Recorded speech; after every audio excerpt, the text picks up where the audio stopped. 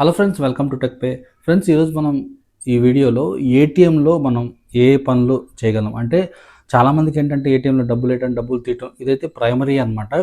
So అలా కాకుండా ఏటీఎంలో ఇవే కాకుండా డబ్బులు వేయటం, డబ్బులు తీయటం కాకుండా ఇంకా 10 ఇంపార్టెంట్ పనులు అయితే మనం ఏటీఎంలో చేయొచ్చు. ఆ 10 ఇంపార్టెంట్ పనులు ఏంటో మనం ఇప్పుడు ఈ వీడియోలో చూడబోతున్నాం. వీడియో స్కిప్ చేయకుండా చివరిదాకా చూడండి.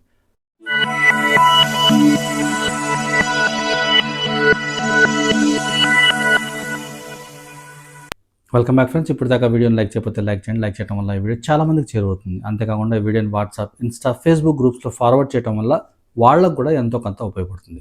మ్యాటర్లోకి వస్తే కనుక చాలాసార్లు మనం ఏటీఎంకి వెళ్ళినప్పుడు డబ్బులు వేయటం కానీ, డబ్బులు తీయటం కానీ ఈ రెండే మనకి దాదాపుగా చేస్తూ ఉంటాం. కానీ ఇవి రెండు కాకుండా దాదాపుగా 10 రకాల పనులు ఏటీఎంలో మనం చేయొచ్చు. అంటే 10 రకాల సేవలు ఏటీఎంలో మనం వినియోగించుకోవచ్చు అనమాట.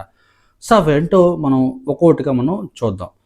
ఫస్ట్ అయితే ఏటీఎంలో మనం క్యాష్ విత్డ్రా చేయొచ్చు. ఇదైతే ప్రైమరీ. అసలు ఏటీఎం అంటేనే మనకి క్యాష్ విత్డ్రా అనేది గుర్తొస్తుంది. ఇదైతే కన్ఫర్మ్ అనమాట. ఫస్ట్ అయితే మనం ఏటీఎంలో డబ్బులు విత్డ్రా చేసుకోవడానికి ఏటీఎంని మనం ఉపయోగిస్తాం.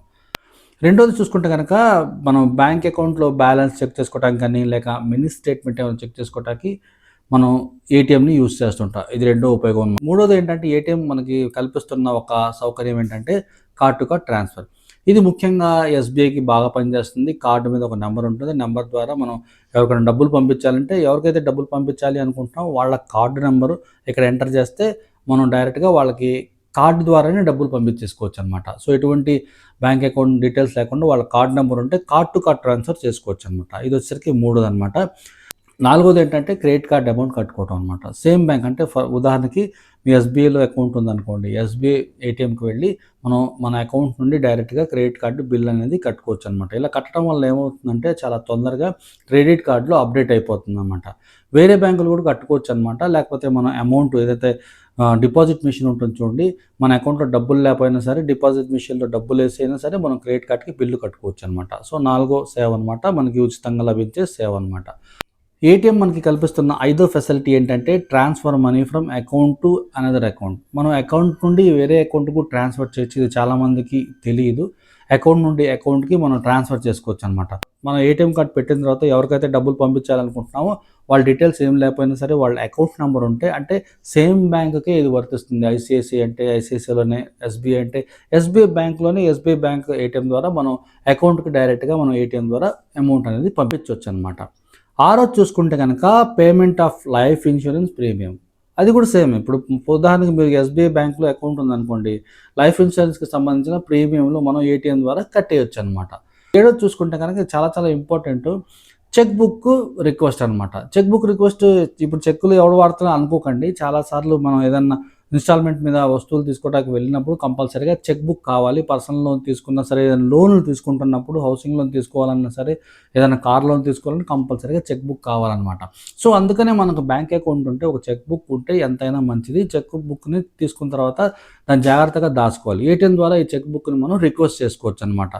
ఏటీఎం మనకు కల్పిస్తున్న 8వ ఫెసిలిటీ ఏంటి అంటే మనం ఏటీఎం ద్వారా రీఛార్జ్లు చేసుకోవచ్చు. నేను చాలాసార్లు ఎస్బీఐ ఏటీఎంకి వెళ్ళి రీఛార్జ్ చేసుకున్నాను. ఎందుకంటే ఫోన్లో రీఛార్జ్ అవ్వట్లేదు. అప్పుడు ఏటీఎంకి వెళ్ళి నేను రీఛార్జ్ చేసుకోవడం జరిగిందనమాట. ఇప్పుడు మనకి ఫోన్లో, మనకి ఫోన్పేలో అట్లా లభించినట్టు అన్ని రకాల మనకి రీఛార్జ్ సంబంధించిన అన్నీ రావు. కొన్ని ఉంటాయి. ఎమర్జెన్సీలో ఏమన్నా మన ఫోన్ పని చేయకపోయినా సరే, ఒకసారి మన ఫోన్ ఆగిపోతుంది, ఇంటర్నెట్ ఆగిపోతుంది, డేటా ఆగిపోతుంది. అప్పుడు మనం ఏం చేస్తాం, అకౌంట్లో డబ్బులు ఉంటాయి, ఎవరిని అడగలేము.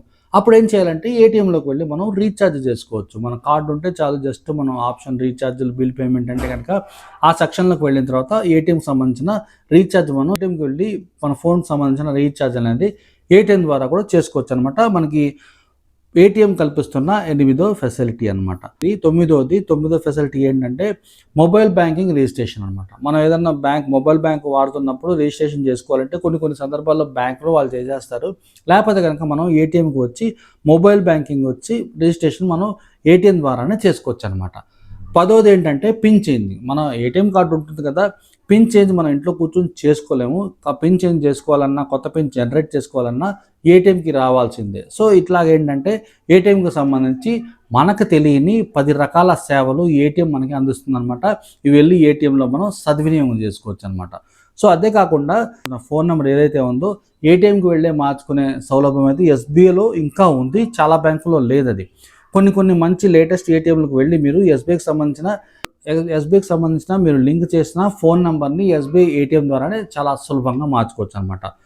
చూసారుగా 10 రకాల సేవలు ఆల్రెడీ మనం తెలుసుకున్నాం. 11ది బోనస్. మనం ఏదైతే ఏటీఎం నుండి ఫోన్ నెంబర్ మార్చుకోవాలో అది 11ది బోనస్ అనమాట. సో మనకు తెలియకుండానే ఇన్ని సేవలైతే ఏటీఎం మనకి కల్పిస్తుంది.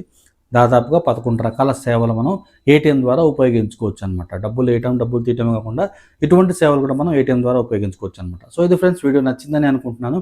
నచ్చితే లైక్ చేయడం మాత్రం మర్చిపోద్దు. మరో మంచి వీడియోలో మళ్ళీ కలుద్దాం. Thank you.